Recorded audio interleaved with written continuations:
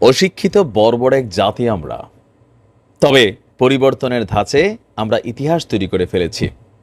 তবে দীর্ঘদিন যাবৎ আমরা নিজেরা অশিক্ষিত থাকলেও নেতাদের ছেলেগুলো ভালো ভালো শিক্ষা অর্জন করছে। অক্সফোর্ড, হার্ভার্ড, হ্যাঁ, নামি দামি পৃথিবীর সকল বিশ্ববিদ্যালয় থেকে, অথবা বাংলাদেশে অবস্থানরত যে প্রাইভেট ইউনিভার্সিটিগুলো আছে নামি দামি, সেগুলোতে নেতাদের ছেলেমেয়েরা পড়ে। তারপর এলাকায় যায়, নেতাদের যে আমরা চামচা কর্মী আছি যে যেই দলেরই, একদম পাগল হইয়া ভাইয়ের লেগা লাইফ সার্ভ করে দেই।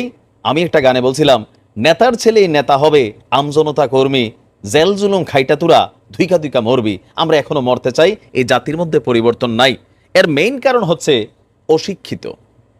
5 পাস মিনিমাম আমরা আসি, 8 পাস আসি, কিন্তু শিক্ষা যে একটা আলাদা জিনিস, এটাকে অর্জন করতে পারি নাই। আর এটার জন্য গত 53 বছর বাংলাদেশকে ওয়ান কাইন্ড অফ পরিকল্পিতভাবে আস্তে আস্তে আস্তে শিক্ষাটারে গত 16 বছরে যা হয়েছে এটা তো আউট অফ ইস্যু। এর আগেও কিন্তু আমাদের যে ধাঁচে দেওয়ার দরকার ছিল, সেখানেও কিছুটা আমার কাছে মনে হয় লেকিংস ছিল। তো যাই হোক, ঘনে ধরা এই শিক্ষা সিস্টেমকে উষ্টামাইরা গত 16 বছর বা 17 বছর যে সিস্টেমটা আওয়ামী লীগ সরকার তৈরি করেছে, আমি নিজে এটার প্রতিবাদ করেছি যে এটা সিস্টেম হতে পারে না। জাতির অশিক্ষিত মূর্খ আর মোবাইল ইন্টারনেট দিয়ে বসে রেখে মনে করছে যে না, যা খুশি তাই করবো। তবে প্র্যাকটিক্যালি বাংলাদেশে নকলের মহা উৎসব হয় যখন আওয়ামী লীগ আসে, শিক্ষা ব্যবস্থা আসলেই ধ্বংস হয়। বিএনপি আসলে কিন্তু নকল থাকে না, কারণ আমি নিজে যখন এসএসসি এইচএসসি দিছি, আমার এখনো খেয়াল আছে। এবার আসেন ডক্টর ইউনূস সাহেবের সরকার উষ্টামাইরা কি সংস্কারের সিদ্ধান্ত নিয়েছে। নতুন শিক্ষাক্রম অনুযায়ী এবছর থেকে নবম শ্রেণীতে আবারও যে কি বলা যে আচ্ছা বিভাজন তুলে দেওয়া হয়েছিল। মানে এবছর থেকে 2024 থেকে আমরা আগে যেমন পড়ছি সায়েন্স, আর্টস, কমার্স, এইটা ছিল, আমরা সবাই পড়ে আসছি, কিন্তু হঠাৎ করে এই বছর এটাকে তুলে দেওয়া হয়েছিল।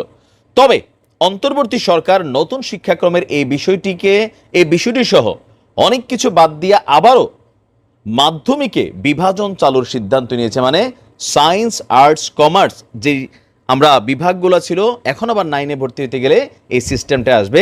আমার কাছে মনে হয়েছে এটা সুন্দর সিস্টেম, খারাপ না। আপনার গতকালকে শিক্ষা মন্ত্রণালয়ের মাধ্যমিক এবং উচ্চশিক্ষা বিভাগ থেকে জারি করা নির্দেশনা থেকে এই তথ্য জানা গেছে। এতে সই করেছেন মন্ত্রণালয়ের উপসচিব মোসাম্মদ রহিম আক্তার। প্রধান উপদেষ্টার সাথে উপদেষ্টাদের যে বৈঠক হয়েছিল গত 2 দিন আগে, সেখানে নানান গুরুত্বপূর্ণ সিদ্ধান্তগুলো আপনার এগুলাকে রিফর্ম করার জন্য নির্দেশনা আছে। নতুন শিক্ষাক্রম অনুযায়ী আপনার এখন আমরা যদি দেখি 2012 সালের শিক্ষাক্রমের অনেক বিষয় আবারও ফিরিয়ে আনা হচ্ছে। তাতে নতুন সিদ্ধান্ত অনুযায়ী যেসব শিক্ষার্থী আগামী বছর নবম শ্রেণীতে উঠবে, তারা পুরনো শিক্ষাক্রম অনুযায়ী শাখা এবং গুচ্ছভিত্তিক পরিমার্জিত পাঠ্য বই তারা পাবে। তারা আগের মতো নবম এবং দশম মিলিয়ে 2 শিক্ষাবর্ষে পাঠ্যসূচি শেষ করে 2027 সালে এসএসসি এবং সমমানের পরীক্ষা দিতে যাচ্ছে। শিক্ষা মন্ত্রণালয়ের পরিপত্র মতে নতুন শিক্ষাক্রম যে গুরুত্বহীন হয়ে পড়েছে সেই কথা উঠে এসেছে। আমরা দেখছি প্রাইমারিতে পড়ানোর কিরিং কিরিং সাইকেলের নাচ, মানে যা খুশি তাই করছে, বাচ্চাদের হাতে মোবাইল দেওয়া, পর্নো সাইট, ইন্টারনেট, মানে এগুলো এত অতিরিক্ত করছে যে বাচ্চারা মূল পড়াশোনা যেটা পাঠ্য বই থেকে তারা অনেক দূরে সরে গিয়েছিল। তো এই সকল কিছু নানান ধরনের আপনার যে সিস্টেম বা যেটার পরিবর্তন দরকার ছিল, আমরা অনেকেই বলছিলাম, কিন্তু কে করবে? ওই যে নওফেল আগাগোড়া বাটপার একটা চোর, হ্যাঁ, তার তো ভাই দেখে মনে অশিক্ষিত বর্বর, আর বিদেশে হয়তো পড়াশোনা করছে। তো এরা তো এখানে সিস্টেম দরকার নাই, পোলাপাইন যত ধরেন বি ক্লাস হবে, খালি ভাই ভাই করবে, দল করবে, ততই তো এদের ফায়দা।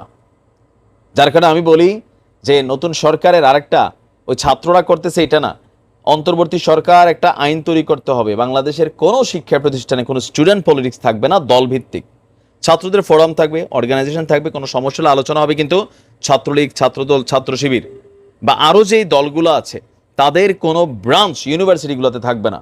এই রাজনীতি বাংলাদেশকে নষ্ট করছে, পোলাপানের ভবিষ্যৎ নষ্ট করছে। আর এরাই এই রাজনীতি করতে যে ইন ফিউচার পলিটিক্সে যাচ্ছে, চাকরি বাকরিতে যাচ্ছে, সেখানে দলীয় পারপাসই সার্ভ করছে। ধন্যবাদ আমাদের কি বলে ডক্টর ইউনূস সাহেবকে। এখানে আরো নতুন অনেক কিছু আসবে, ধীরে ধীরে আপনারা জানবেন।